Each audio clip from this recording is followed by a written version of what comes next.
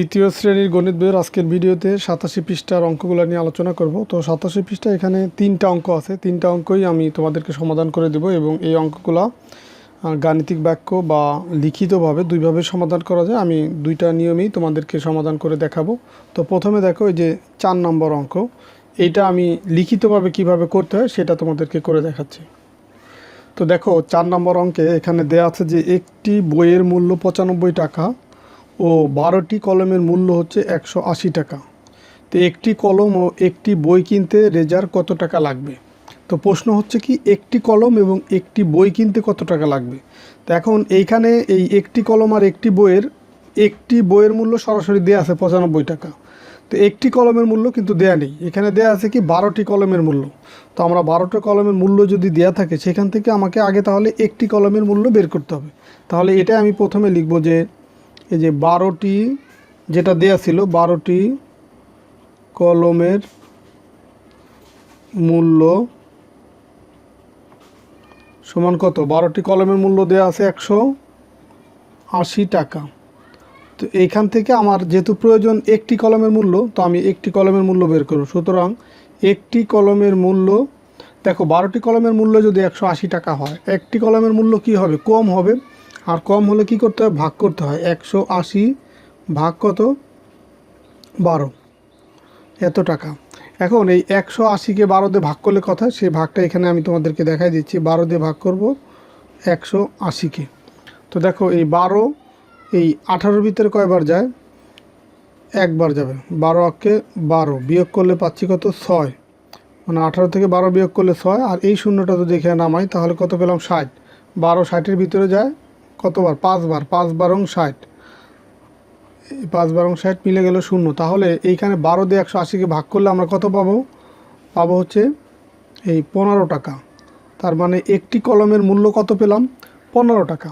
তো এখন আমাকে বের করতে বলতে যে একটি কলম ও একটি বই কিনতে রেজার কত টাকা লাগবে। তা আমি এখন লিখবো যে একটি কলম ও একটি বই কিনতে লাগবে কত টাকা।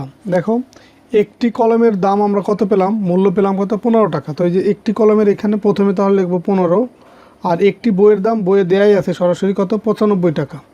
তাহলে একটি কলম আর একটি বই কিনতে লাগবে হচ্ছে এত টাকা। দেখো প্রথমটি হচ্ছে এই 15 টাকা, এটা হচ্ছে কলমের মূল্য, আর 95 টাকা এটা দেয়া আছে যে একটি বইয়ের দাম 95 টাকা। তাহলে 95 আর 15 যদি আমরা যোগ করি 5, 5 যোগ করলে 10-এর 0, হাতে আমার 1, 1 আর 9 10, 10 আর 1 11, তার মানে 110 টাকা। এটা হচ্ছে একটি কলম ও একটি বইয়ের মূল্য। এটা হচ্ছে তোমার উত্তর বা অ্যান্সার। তো এটা যদি আমরা লিখিতভাবে করি তখন এইভাবে করতে হবে। আর এই অংশটুকু হচ্ছে রাফ, এই যে এইখানে যে ভাগটা দেখালাম এটা হচ্ছে রাফ।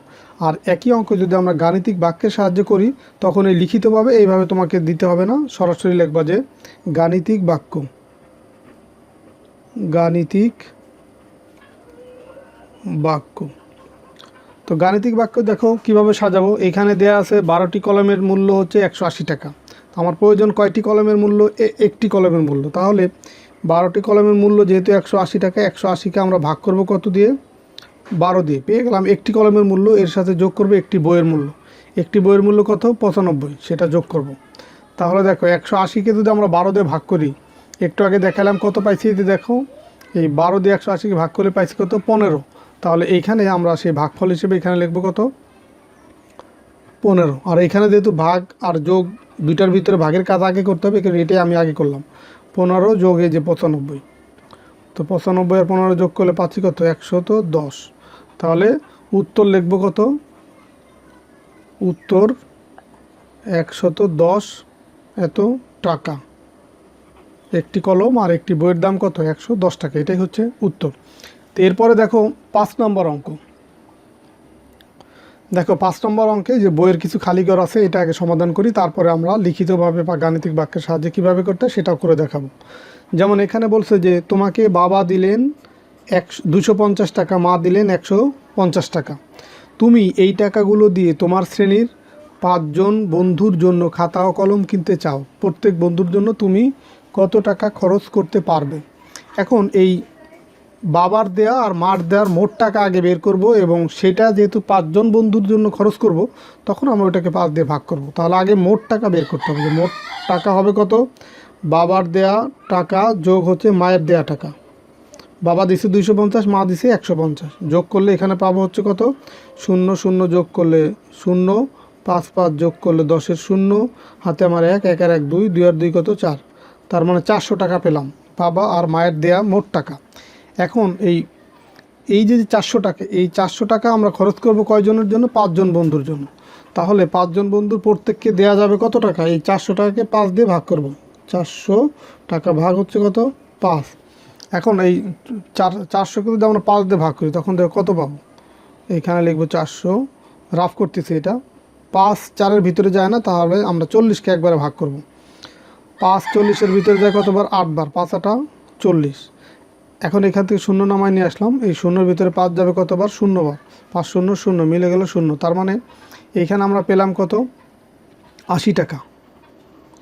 80 টাকা। তাহলে প্রত্যেককে দেয়া যাবে কত, 5 জনের প্রত্যেককে দেয়া যাবে 80 টাকা। তো এটা হচ্ছে বইয়ে যেভাবে করে দেওয়া আছে সেভাবে করলাম। এখন আমি লিখিতভাবে, এটা কিন্তু লিখিতভাবেও হয়ে যায়। এই যে আমরা মোট টাকা বের করলাম, মোট টাকা 250 যোগ হচ্ছে 150, 400 টাকা পেলাম। প্রত্যেককে দেয়া যাবে কত, এই প্রত্যেককে দেয়া যাবে, তাহলে এই মোট টাকা ভাগ হচ্ছে 5।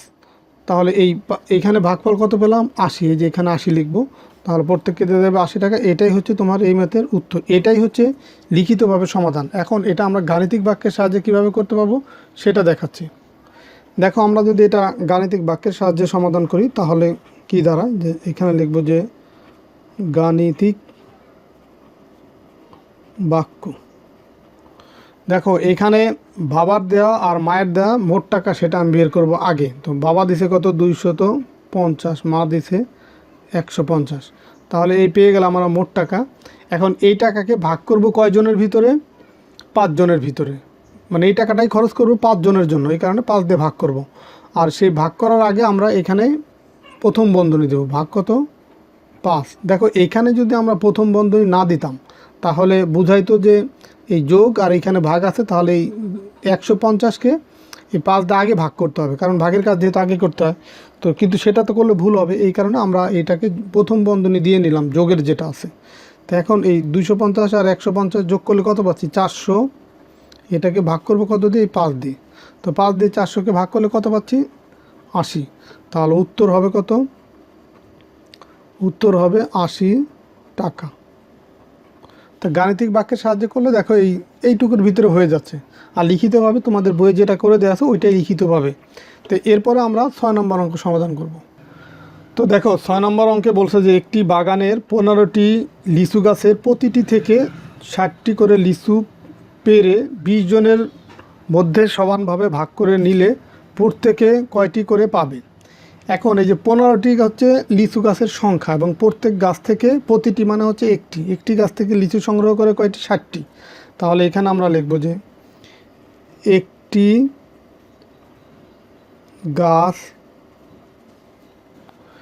একটি গাছে লিচু আছে কয়টি, একটি গাছে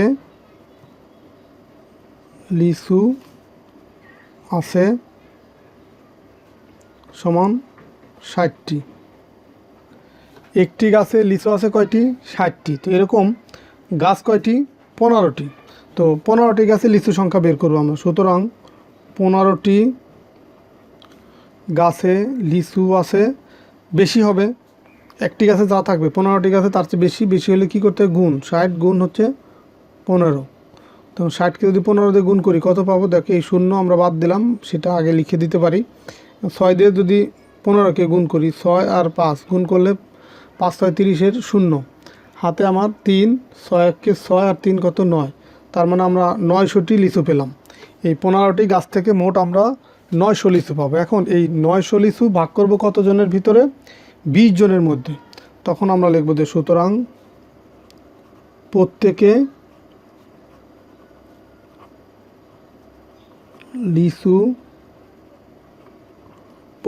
লিচু পাবে। এই মোট লিচুকে 20 জনের ভিতরে ভাগ করব, তার মানে 900 ভাগ হচ্ছে 20। তো এটাকে যদি আমরা ভাগ করি, দেখো এই ভাগটা এখানে তোমাদেরকে দেখাই দিচ্ছি রাফ হিসেবে। এই 20 ভাগ কত 900। দেখো এই 20 এই 90-র ভিতর কয়বার যায়? 4 বার। 4 20 হয় 80, বিয়োগ করলে পাবো হচ্ছে এখানে 0, এখানে 1 10, এই 0 নামাইলাম, হয়ে গেলে 100। 20 100-র ভিতরে কত যায়, কতবার যায়? 5 বার। 5 20 হচ্ছে 100, মিলে গেল 0। তার মানে এখানে আমরা ভাগফল কত পেলাম? 45। 90কে যদি আমরা 20 দিয়ে ভাগ করি তাহলে ভাগফল কত পাবো? এই 45। তাহলে প্রত্যেকে লিচু পাবে কয়টি করে? 45টি লিচু পাবে, এতটি। এটাই হচ্ছে তোমার এই 6 নম্বর অঙ্কের উত্তর। আর এই অঙ্কটাই যদি আমরা গাণিতিক বাক্যের সাহায্যে করতে চাই তখন দেখো কিভাবে করব। তখন আমরা লিখব যে গাণিতিক বাক্য। দেখো এই অঙ্কগুলো কিন্তু আমি 2টা নিয়মে সমাধান করে দেখাচ্ছি। তো তোমাদের পরীক্ষায় যদি এই অঙ্কগুলি আসে তখন কিন্তু তোমাদের 2টা নিয়ম দেখানোর প্রয়োজন নেই, তুমি যে কোনো একটা দেখাবা, হয় গাণিতিক বাক্য অথবা লিখিতভাবে, যেটা তোমার কাছে সহজ মনে হয়। গাণিতিক বাক্য মাধ্যমে যদি এটা করতে চাই তাহলে দেখো যে 15টি লিচু গাছের প্রতিটি থেকে 60টি করে লিচু সংগ্রহ করে, তাহলে প্রথমে আমরা সেই মোট লিচুর সংখ্যা বের করব। এই কারণে দেখো একটি গাছের লিচুর সংখ্যা কত? 60। তাহলে 15টি গাছে কত হবে? 60 গুণ 15। এখন এই লিচুকে ভাগ করব কতজনের ভিতরে? 20 জনের ভিতরে, ভাগ 20। দেখো এইখানে প্রথম বন্ধনী কিন্তু এই 2টার ভিতর দেওয়ার প্রয়োজন নাই, কারণ এখানে এই গুণ আছে, ভাগ আছে। তো ভাগ আর গুণ যদি থাকে, যেটা আগে থাকে সেই কাজটা আগে করতে হবে। তো এই কারণে ব্র্যাকেট না দিলেও কিন্তু এই কাজটুকু আমাকে আগে করতে হবে। তো এখন এই 60 দিয়ে 15কে গুণ করলে এখানে পাবো কত? 900। এই ভাগ হচ্ছে 20। এখন এই 900কে 20 দিয়ে ভাগ করলে কত পাচ্ছি? 45। তাহলে এই গাণিতিক বাক্যের সাহায্যে যদি আমি এতটুকু করি তাহলেই কিন্তু হয়ে যাচ্ছে। তো লিখব যে সুতরাং প্রত্যেকে লিচু পাবে কয়টি? 45টি। প্রত্যেকে 45টি লিচু পাবে, এটাই হচ্ছে তোমার উত্তর। তো এই 87 পৃষ্ঠার যে 3টা ম্যাথই তোমাদেরকে সমাধান করে দিলাম। তো আশা করি সবগুলো ম্যাথই তোমরা ভালোভাবে বুঝতে পারছো। তো ঠিক আছে, সবাই ভালো থাকো, সুস্থ থাকো। পরের ভিডিওতে আমরা 88 পৃষ্ঠা নিয়ে আলোচনা করব। আল্লাহ হাফেজ।